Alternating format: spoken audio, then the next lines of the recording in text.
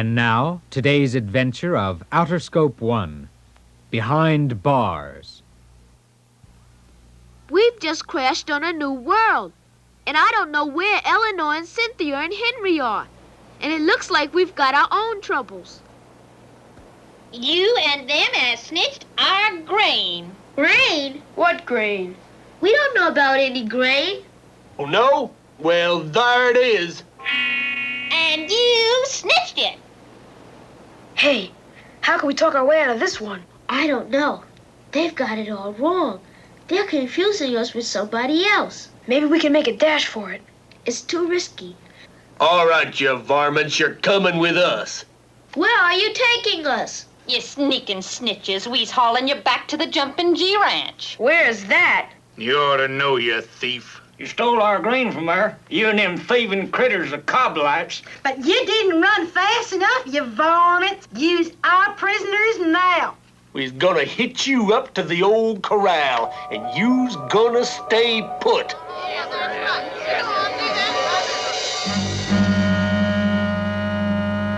Ooh, what happened?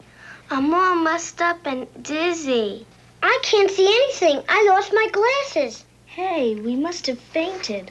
We're not in Outer Scope anymore. Good heavens. I think this is a jail. Why, this is awful. We're locked in a jail. Oh, Cynthia, you're right.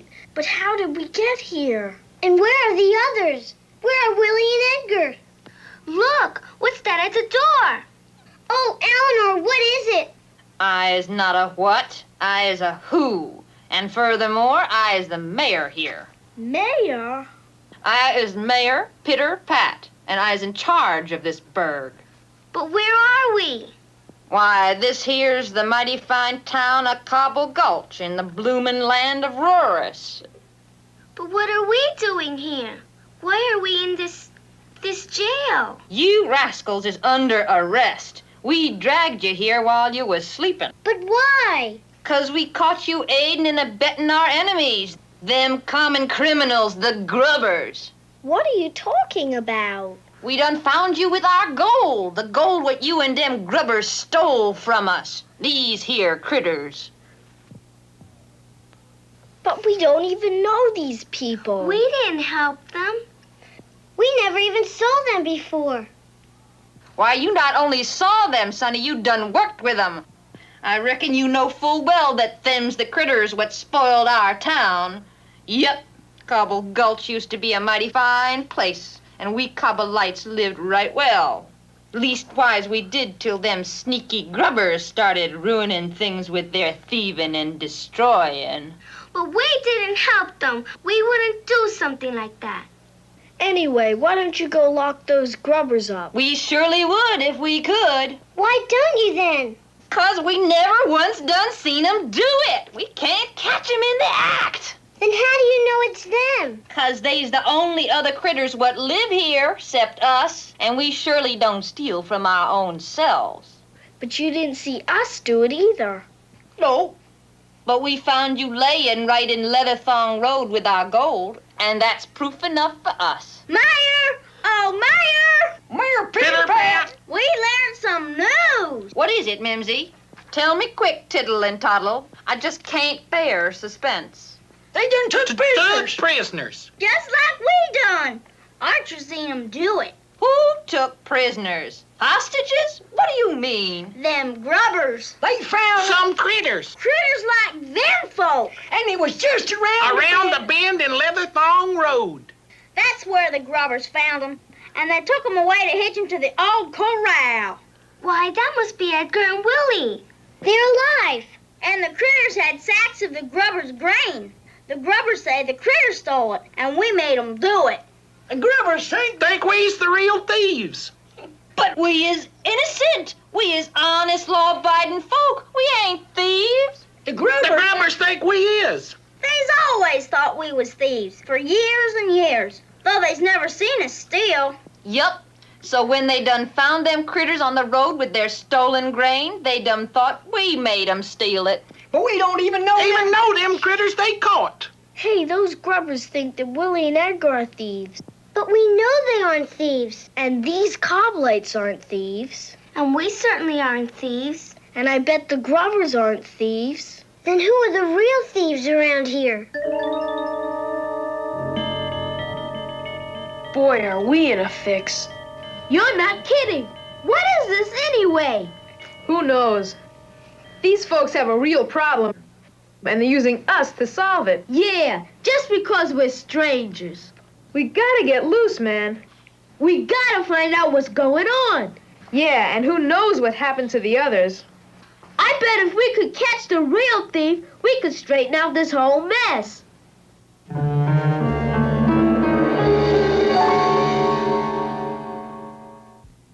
To be continued. Next time, Hate Gut strikes again.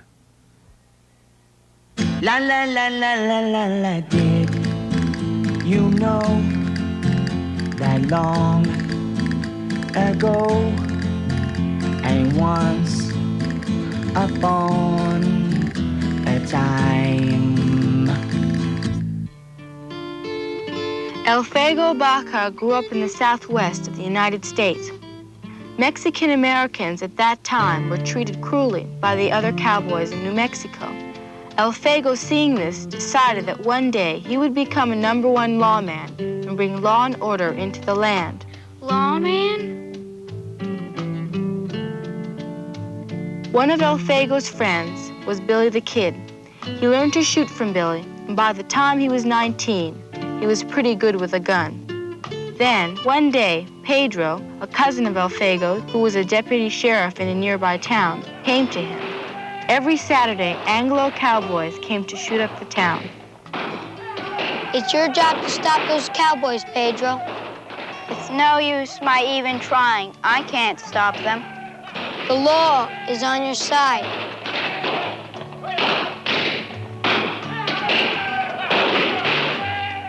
If you're so brave, why don't you take my job? Fine, I accept. Elfego went and arrested the first cowboys who started shooting. This made the Anglo cowboys angry. A Hispano had arrested an Anglo. Soon there were 80 Anglo cowboys riding into town. They were going to kill Elfego and teach the Hispanos a lesson. Elfego!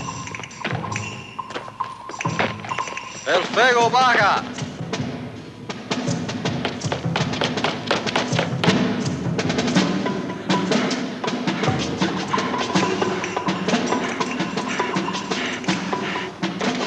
Elfego, seeing so many cowboys, ran into a small hut down a narrow alley.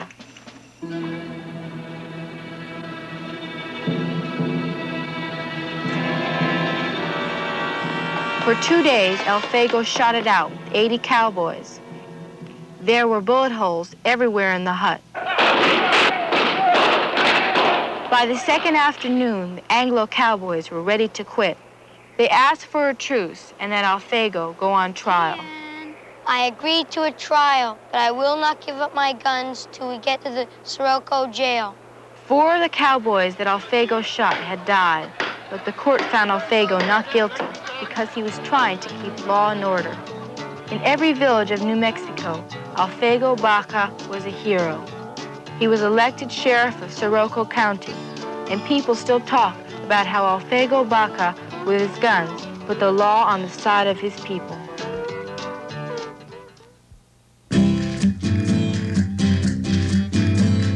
How do you find yourself? With our very own voices and our very own hands. Sing a little louder. How do you find yourself? With our very own voices and our very own hands.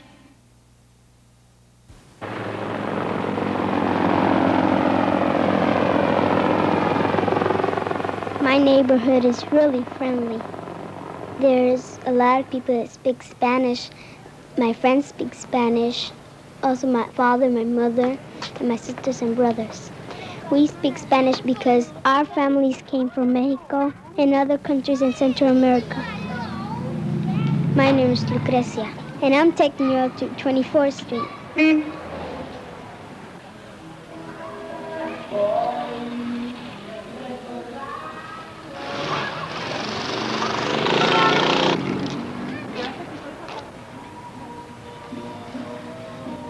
know the barber. His name is Bill.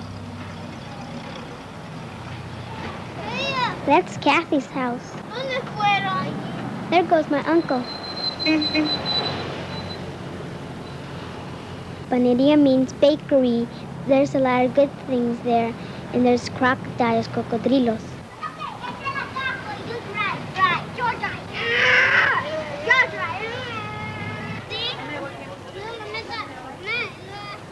Oh, that's Buena Vista, my school. Aguacates, bananos. Those are tomatillos. Mangoes are very sweet.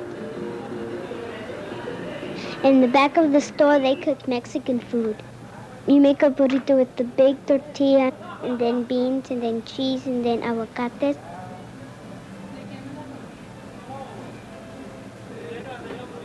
Then you fold it up and put it on a piece of paper, and it's all done.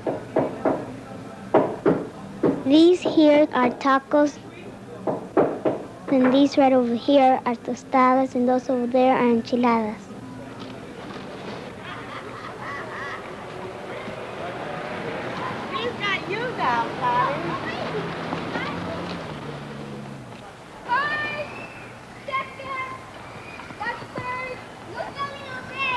Piñatas are for parties. They look like rabbits, dogs, mouse, and stars. They're filled up with candies, toys, surprise, and other kind of things.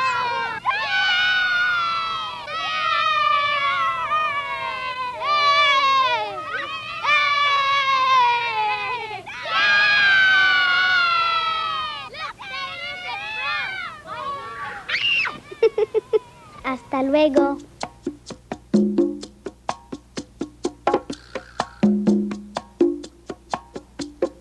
What do you want to be when you grow up?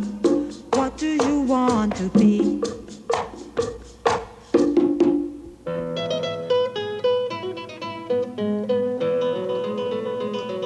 My name is William Lopez, and I'm a diamond cutter in New York City. People give diamonds as gifts because they're everlasting. Diamonds are used to make beautiful jewelry, bracelets, necklaces, and rings. Diamonds are found deep in the ground, and they're really hard to get out. That's why they're so expensive. Diamonds is also the hardest substance that there is in the world. So strong that steel can't even cut diamonds. Diamond has to be cut by other diamonds. This is what a diamond looks like when it comes out of the mine. It's rough. It looks like nothing, just like a piece of glass. Then after we get it, we start working on it, put some edges on it, shine it up, and it looks like this. Dad, what do you think the beauty of a diamond is? Well, the diamond, you know, I got something me gusta, porque cuando tú lo coges en rough, no tiene vida. Tú no le ves nada, una cosa muerta. Cuando lo vas puliendo, lo vas trabajando, ves el cambio que da el diamante, la vida que tiene, la luz. Y entonces tú te admiras en ver que tú has hecho una cosa muerta a una cosa viva. My father feels very special about diamonds. We're Puerto Rican, and my father just spoke to me in Spanish. He says that what he likes about diamonds the best is the fact that when he transforms it from a rough stone, which has no life at all, into a finished diamond, which has so much brilliance and beauty, and the way it looks after it's finished.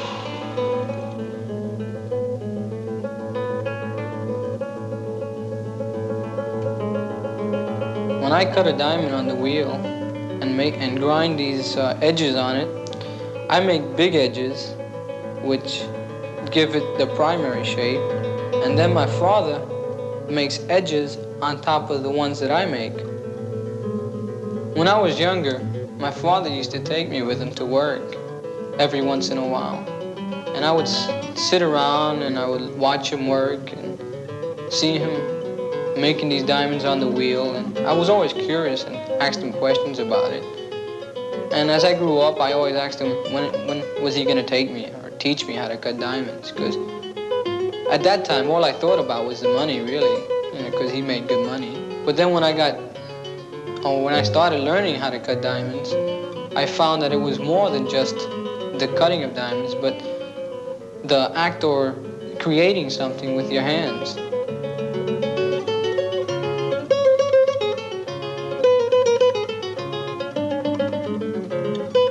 I feel proud when I make a good stone, and when I make a mistake, well, I don't feel too good.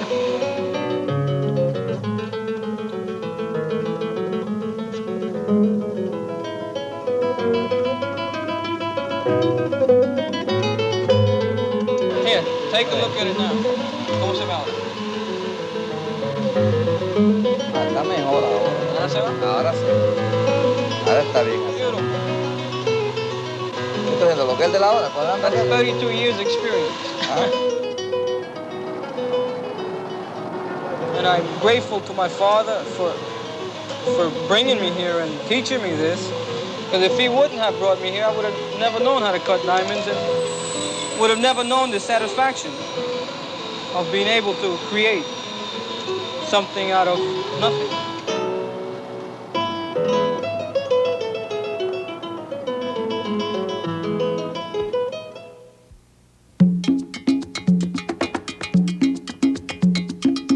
Real people, I'd like to introduce you to some real people. Real people.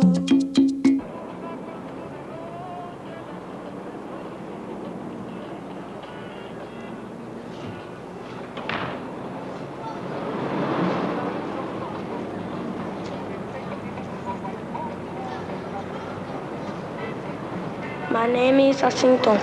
I have a friend, Tommy, who lives on my street.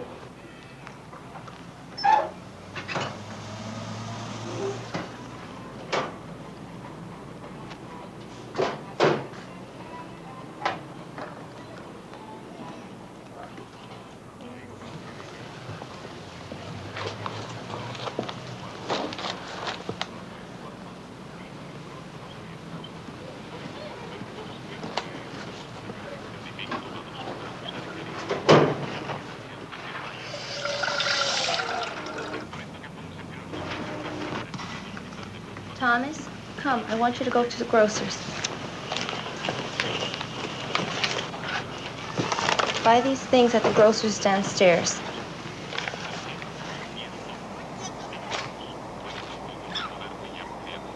Ain't we have any money, Mom? Haven't we any money, dear? Haven't we, Mom?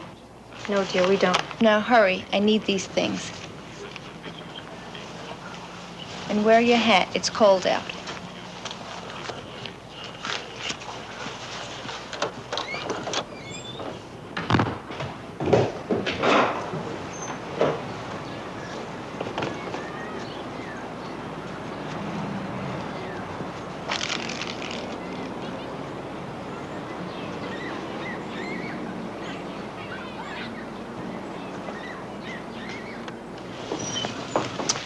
Tommy, what you doing?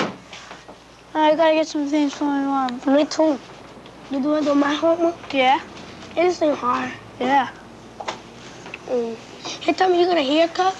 Yeah, you finished? No, I gotta get some coffee. You want me to wait for you? No, I gotta go back upstairs. I forgot the money. Hey, Tommy, you want to throw for football later? And I'm having a hard time with the math. The test's tomorrow, you know. I'll see you later.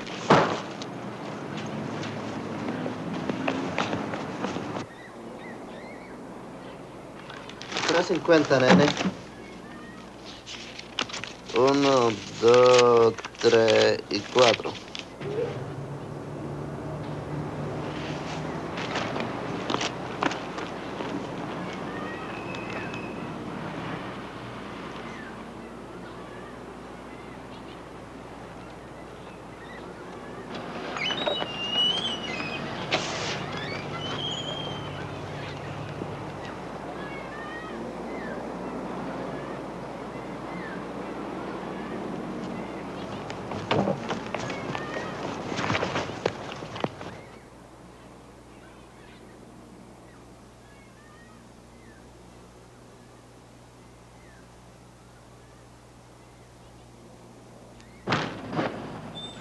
Hey, Tommy, I don't know you're in warfare, too.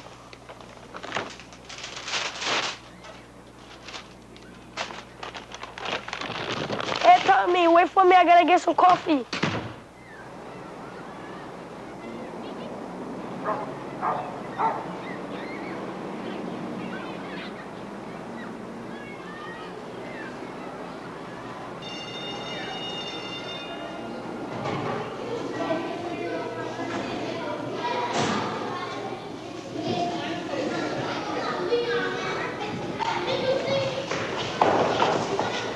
What do you want? And I seen it to you. Me and Tony had a fight. There's other seats, man. Listen, I didn't mean it. Sit down, please. Okay, Sam. How come you and Tony had a fight? He made fun of me because I'm in warfare. He made fun of you? No, he didn't. Sometimes he made me so mad. Mommy always told me it's not good to fight. It's not funny to be in warfare. Nothing to be ashamed. There's a lot of poor people. Yeah, I know. I read about places where people don't even have cow's milk for their babies. Somebody told me Tony's in warfare too. His father died. I don't know his too. Hey guys, look at this. Tommy has a haircut. Maybe the check came. Tony, it's not like to say things like that. Don't be jealous, Jacinto. We know you have new shoes too. You think you're so great. You think you're better than I. You take welfare too. Why don't you have for that? That's a lie. That's a lie. That's a lie. That's a lie. That's a lie.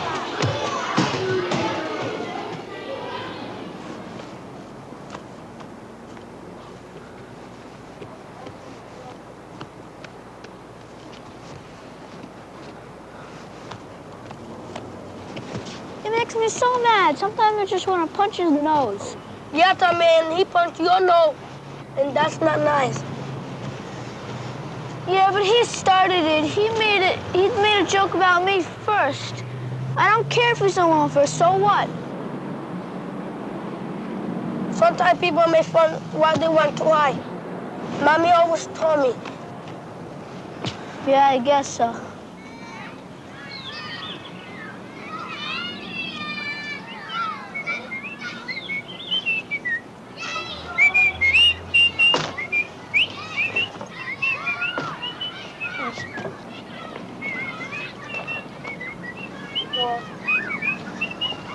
Hey, Tony, come on, man. I'm gonna be late for school. I gotta get some milk in the store. Can we go with you? All right.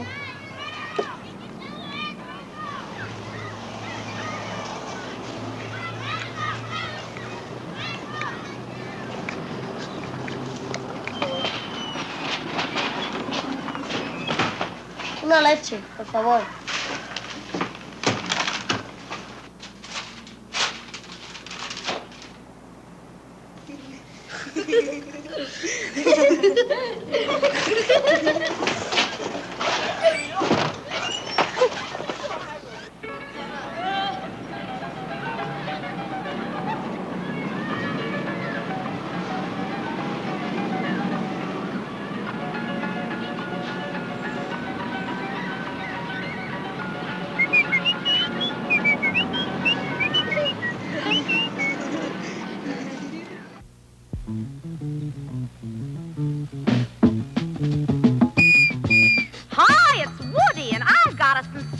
Treat to make from the Navajo Nation.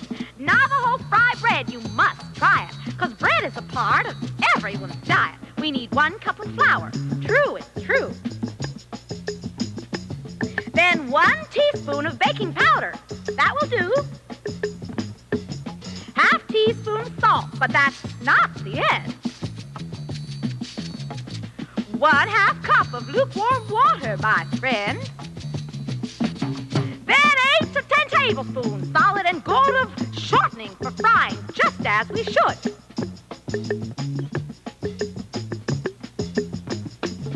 Now sift together flour, baking powder, and salt in a big bowl. Stir in the water and mix it all up, nice and slow.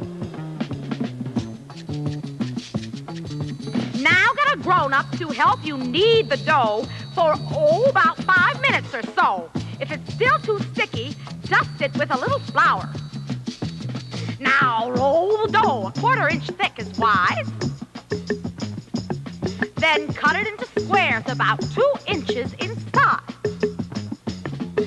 Now melt the shortening till it's nice and hot. Then get a grown-up to fry the squares you've got. They'll puff right up, then brown and drain on absorbent paper. Now do it again. When all the squares are puffed and brown, dip them in honey or jam and go to town. Sardin Ilvage, Navajo fried bread. Look, Lily, I found a penny. A penny? Big deal. You can't buy anything with it. What good is a penny? I thought we were going to play football. We can't. We can't even start the game. Because nobody has a coin to flip.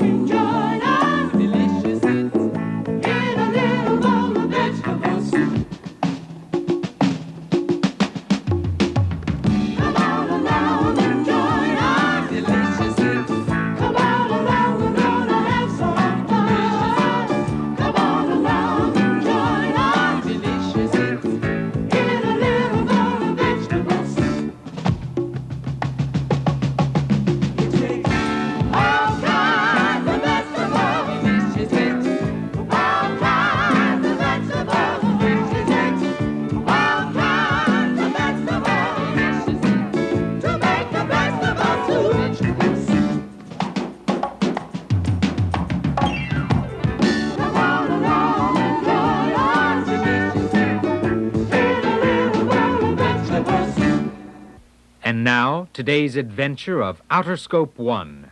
Hate Gut Strikes Again. The Carmelites have Cynthia and Eleanor, and they're in jail. And these grubbers think we're thieves. I think they just don't trust us because we're strangers. We gotta get loose, man. We gotta find out what's going on. Yeah, and who knows what happened to the others. They're coming. Well, Sheriff Sod, now we's got the proof. Yeah, for years and years, the Cobblites has been ruining our ranch, though we never could catch 'em in the act. They's laid it to waste with their thieving and stealing. And now they's hired them fern varmints to help them finish off what's left. But all this time, we grubbers never stole nothing from them. We never harmed them nor laid a hand agin them. We always aim to live in peace. We grubbers is nice, honest folk, though maybe we look rough. But we can't stand no more. We've got to teach 'em a lesson. That's right, Sheriff Sod. And now we've got proof. Grubbers, It's time for a showdown.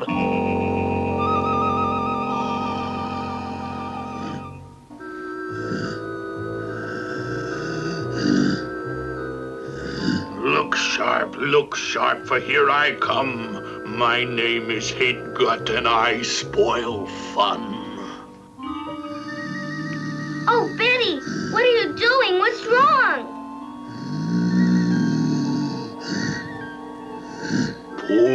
Poor Hate Gut, the ugly beast. No one could love him in the least. Ah!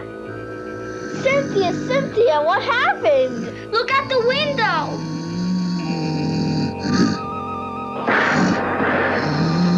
That's why he steals. That's why he takes. That's why he likes the trouble he makes. Oh no, it's a monster! Yay! It's so mean and ugly looking.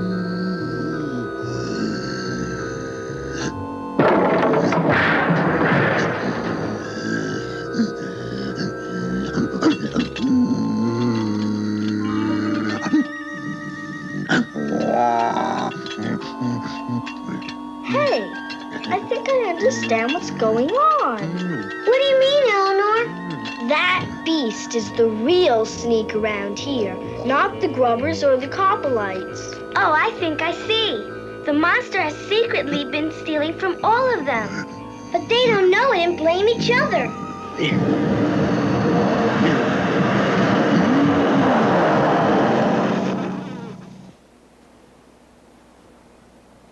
He tore down the wall. Hey, we're free! Come on, let's follow him. I bet he's headed for his hiding place. Oh no, that could be dangerous. We've got to risk it. It's the chance to end the trouble around here. Come on.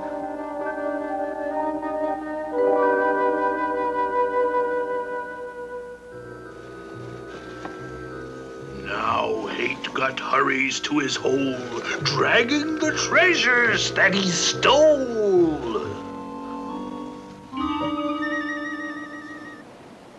Oh, Mayor Pitterpat, our prisoners has escaped. It's them thieving Grubbers. Thieving Grubbers what set them loose. They have stole our gold and stole our prisoners, too. They even stole our prison. They leaves us nothing but troubles. Mayor Pitterpat, here's a special message for you. Now, what do you reckon this is? To Mayor Pitterpat. Showdown. Dawn. Leatherthong Road. Signed, Sheriff Sod. A showdown. Well, it's about time. Now we can show them how we feel. We'll tell them Grubbers. Them Grubbers what varmints they is. We's gonna square off and let 'em have it.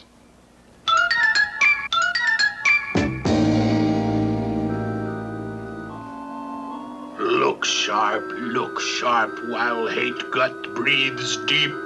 Then through the crack, Hate Gut will creep.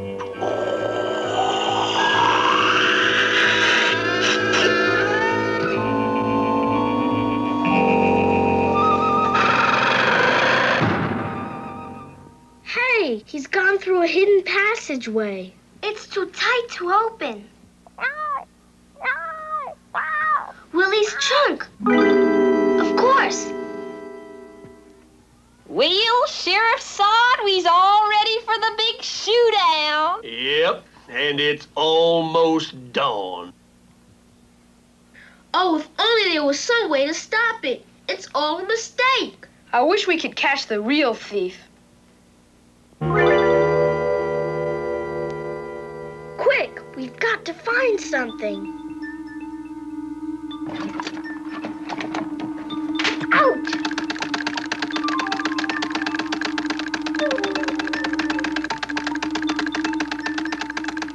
Hey, how about this? Oh, a doorknob. Perfect. To be continued. Next time, the showdown.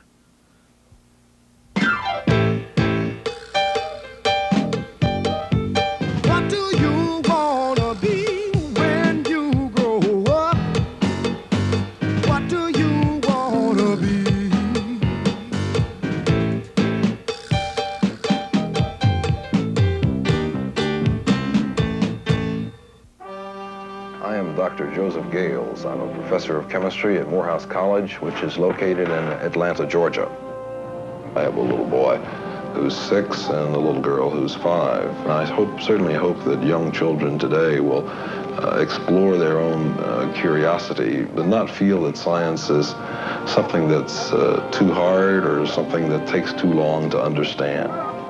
Many kids might be asking themselves, why is science important? I think you should bear in mind that it's a question of what you bring to the problem of what to do with a pile of raw material. The pile is always the same. It's either metals, it's non-metals, it's minerals, it's assorted raw materials, and whether you decide to make out of that pile a bullet or a bomb or some other device for destroying people is a decision that's based on your own sensitivity.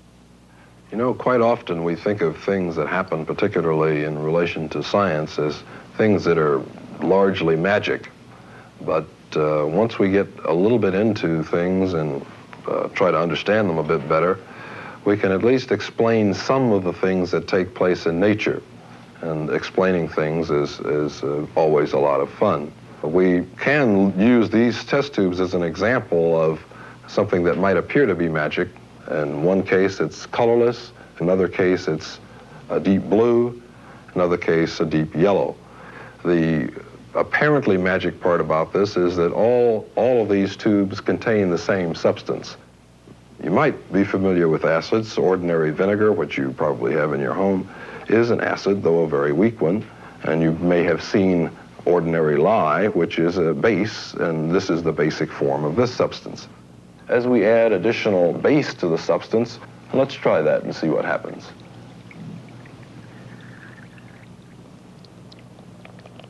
You can see the blue color appearing, and it appears to be a faint blue. As we continue to add base, the liquid would become an even deeper blue. We can suddenly drive the system back to its other color at the other extreme, a deep yellow, by adding an appropriate amount of acid.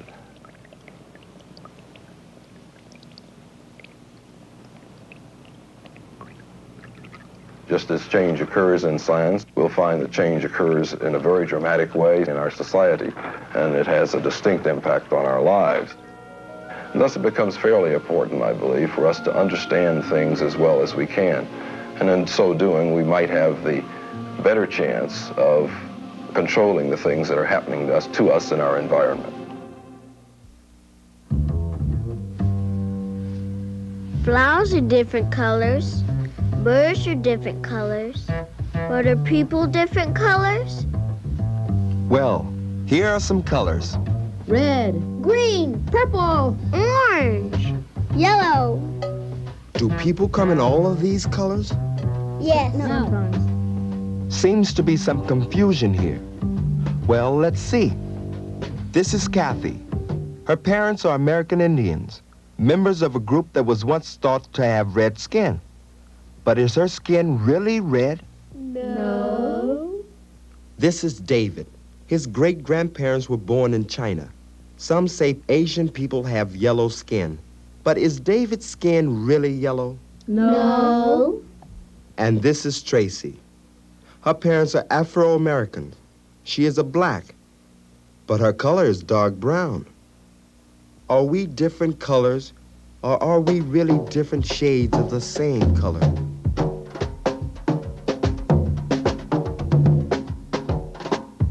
We don't know. Okay, now, if your skin has ever peeled after a bad scrape or burn, you know that the top layers have practically no color at all.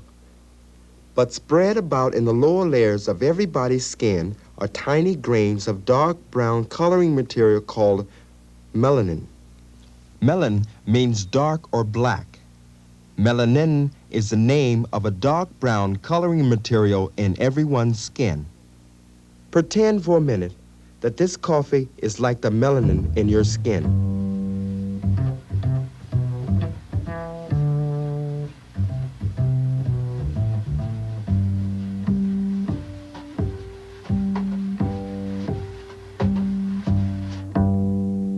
When looked at from a distance, the tiny grains of brown melanin appear to make skin an even brown or tan color.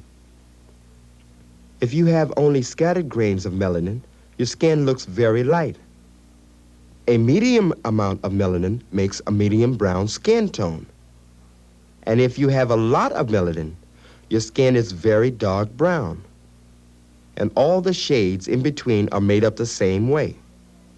But why does some people's skin look pink? Okay, yes, there are some other things that affect skin color. And they are shared by dark and light-skinned people alike.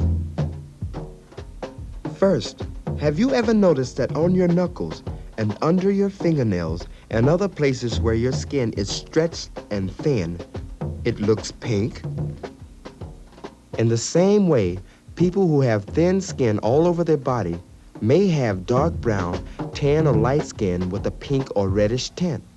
And, of course, skin can change color in the sun, turn red when you blush, or turn pale when you're sick, but these changes don't last.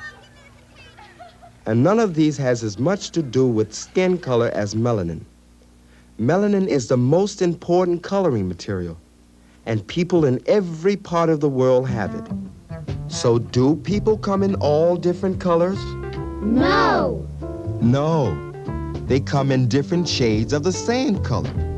And more than that, all people have the same kind of brain and heart and eyes. We can all love and laugh, and because of that, we are very special indeed.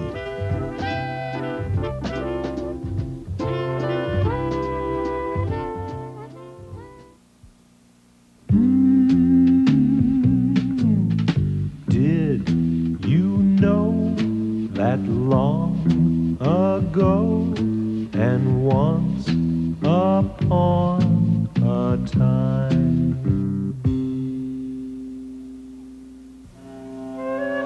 Mary Cassatt returned from Europe yesterday.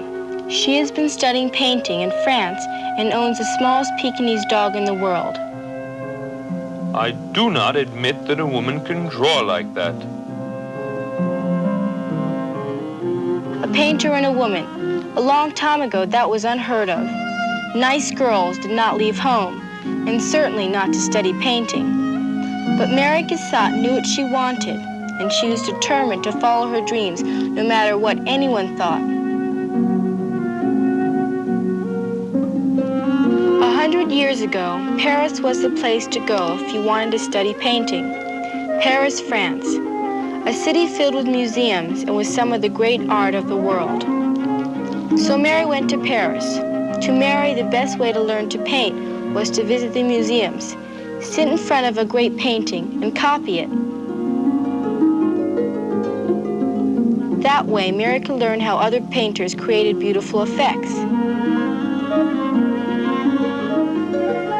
or how they could make people in the portraits look alive. And by putting little tiny dots all over a painting, they could make it look like it was shimmering with a bright light.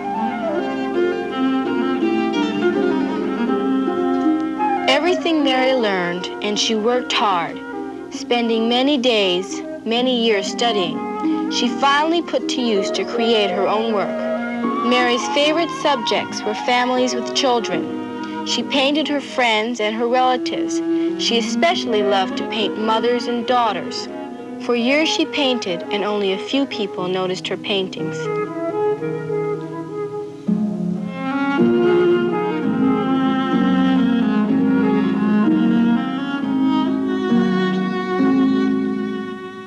She painted to please herself. Her opinion of her own work was what mattered. If she knew it was good, then that was good enough. Eventually, people began to buy Mary's paintings, and she became successful. Her paintings now hang in the great museums of the world, and she is considered one of America's most famous painters, Mary Cassatt.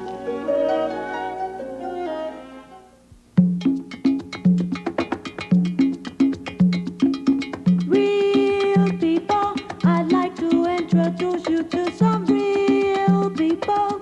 Real people.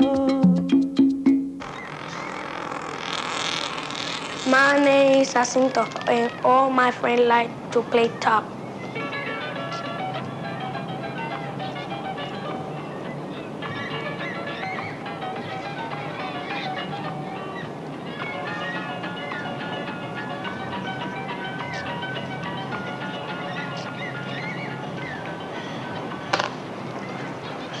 And whose top is that? Carmen, is it yours? Yeah, do it and I want to play. And you can't play, you're a girl. Yeah, Carmen, go play dolls with the other girls. I don't want to play dolls, I want to spin tops. Spinning tops with a girl, that's real bad. We could let her play, Tony, it won't hurt.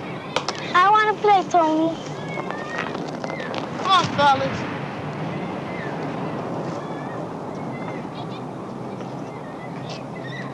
We're going over to the line. You coming, man?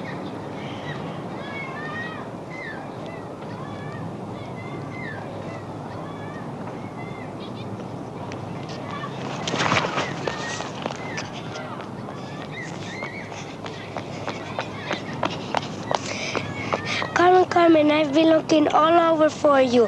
What's the matter, Carmen? They won't spin tops with me. They don't want to play with you. You're a girl. They don't play with girls. I want to spin tops. Boys play hopscotch and jacks and jump rope too, and when it's tag, it's girls and boys. Where can I spin tops with them? I don't know, because they don't want you to, that's why.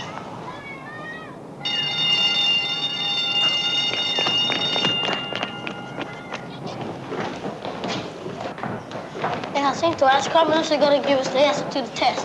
Well, trust yourself, you're the one that need the answer. Hey, you see that, Jacinto? You're sticking up for a girl again. Carmen, I'll let you spin tops with us so you give me the answer. No.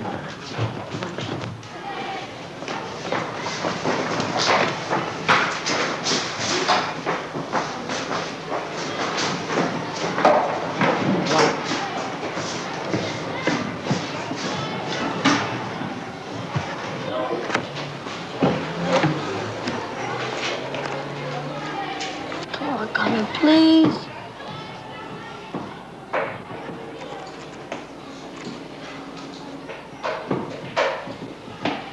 Listen, I'm going to give you some questions that may be on tomorrow's test. I want you to take these home and study them. This will be your homework for tomorrow. Urs, can you please pass these out? Give one to everybody. Sit down, Richard. Sit down.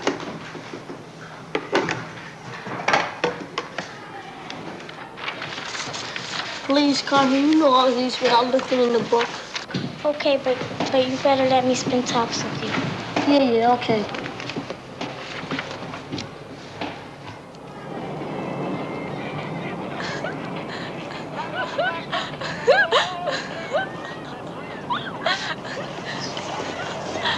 What's the matter, Carmen?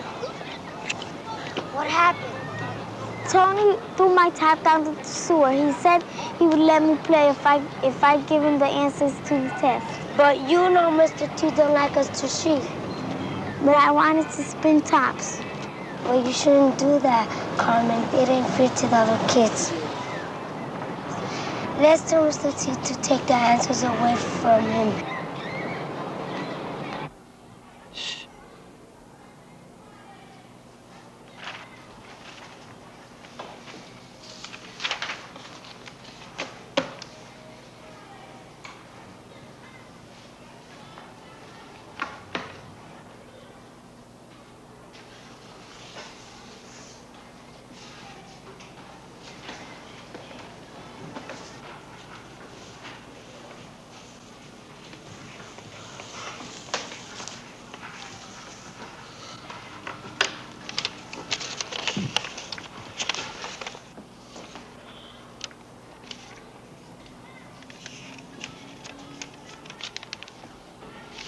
Oh, Mr. T, Tony has a piece of paper. He's going to cheat. I don't, Mr. T. Tony, come to my desk and bring that paper.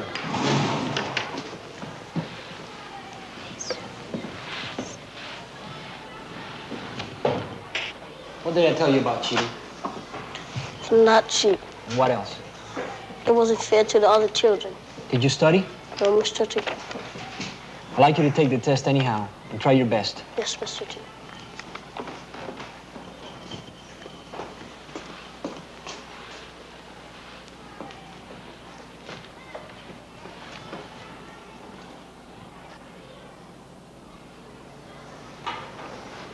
Don't forget to put your names and today's date on it.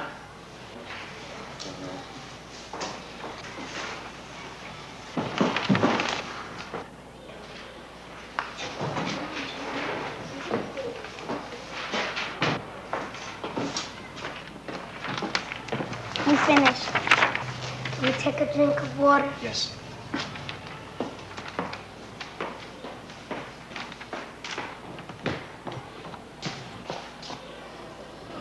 I hope he gets a 50, serves him right.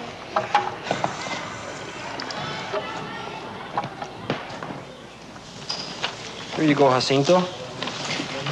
You did fine. See that you have studied. Oh, wow.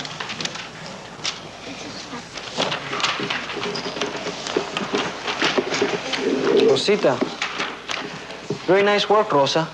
Very nice. What'd you get, Rosa? 85. Tommy.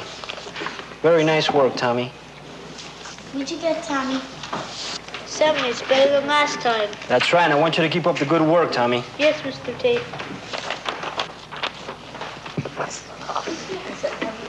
Very good, Carmen. Very nice work. What'd you get, Carmen? None of your business. Tony, I'd like to see you. Please come with me. I'm gonna get you.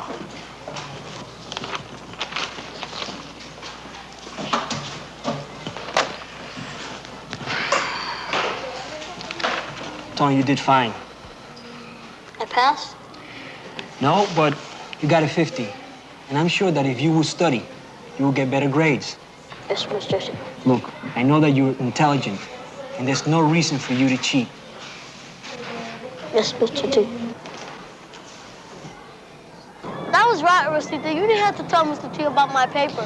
But it wasn't rotten that you wouldn't let Carmen spin taps with you. That was none of your business. But she's my friend. It makes it my business. She's not gonna help you cheat anymore, even if you let her spin tops with you. Okay, that was rotten. I'm sorry. You threw my top down the sewer, Tony. Here, Carmen. You giving me your top, Tony? That's all right. I can get another one. Okay, let's go and play top. But you're a boy. You can't play tops with girls.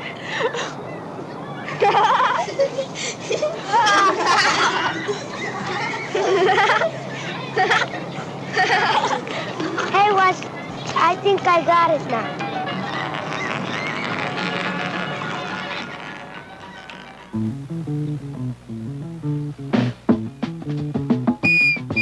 Hi, it's Woody, and I've got a sensational treat to make from the Navajo Nation. Navajo fried bread, you must try it, because bread is a part of everyone's diet. We need 1 cup of flour. True, it's true. Then 1 teaspoon of baking powder. That will do. ½ teaspoon salt, but that's not the end. 1/2 cup of lukewarm water, my friend. Then 8 to 10 tablespoons, solid and good of shortening for frying, just as we should.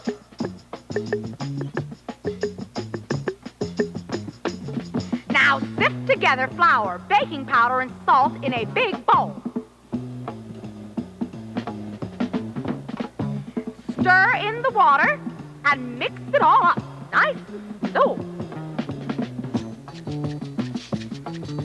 Now get a grown-up to help you knead the dough for, about 5 minutes or so. If it's still too sticky, dust it with a little flour. Now roll the dough 1/4 inch thick is wise. Then cut it into squares about 2 inches in size. Now melt the shortening till it's nice and hot. Then get a grown-up to fry the squares you've got. They'll puff right up, then brown and drain on absorbent paper. Now do it again. When all the squares or puffed and brown. Dip them in honey or jam and go to town. Sergeant Ilvage, Navajo fried bread. We've known each other for a long time, right? That's right, Lily. Ever since we were little kids. Then can I ask you a question? Sure. What is it? Have you ever told a little white lie? Who tells lies in colors?